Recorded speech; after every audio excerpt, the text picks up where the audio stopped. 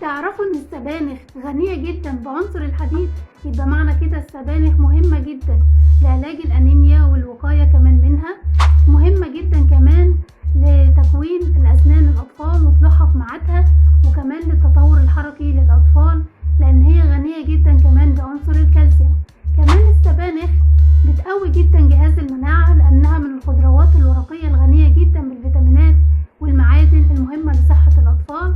كمان السبانخ بتحتوي على عنصر البوتاسيوم المهم والمفيد جدا لصحة قلب الأطفال. علشان كده احنا النهاردة في الفيديو بنحاول نعرفكم كذا طريقة سهلة وبسيطة ممكن تقدري تدخلي بيها السبانخ حتى لو طفلك من الأطفال الرضع لسه. أول طريقة، دخلي السبانخ مع الشوفان.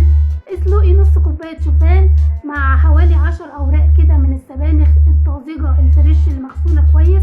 واحنا قلنا طريقة الغسيل الكويس ان احنا بننقعها شوية في ربع كوباية من الخل مع المية، من كده بنكون ضمننا نظافتها. بتتسلق مع الشوفان وبتمطحن في الخلاط او بالهاند بلندر، وبنقدمها وجبة صحية جدا لطفلنا. الوجبة التانية طريقة السبانخ مع الرز الابيض المسلوق. بنفس الطريقة بنشيل بس الشوفان وبنحط بداله رز ابيض وبنسلقه مع السبانخ، وبناخده برضو نهرسه في الخلاط وبنقدمه للطفل.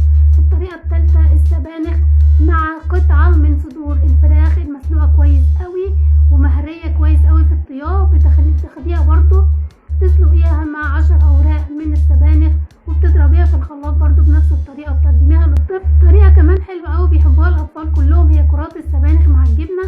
بتسلقي شوية من اوراق السبانخ وبتقطعيها قطع صغيرة وبتاخديها يعني تهرسيها كده بالشوكة مع قطعة من الجبنة القريش المغسولة كويس قوي من الملح، وبتشكليها على شكل كرات كده وبتقدميها لطفلك. بيحبها قوي وبيحب شكلها لان بيكون لونها اخضر وجميل. الطريقة الخامسة ان انت برضو بتسلقي السبانخ وبتهرسيها مع موز مهروس. بتهرسيها بالشوكة كده وبتديها برضو للطفل، بتكون وجبة لذيذة ومسكرة وبيحبها طفلك. ملحوظة بس في الاخر كده، السبانخ يفضل عدم سلقها كده في المية مباشرة علشان ما تفقدش الفيتامينات والمعادن المهمة اللي موجودة فيها. احنا بنسلقها على البخار علشان ما تتعرضش مباشرة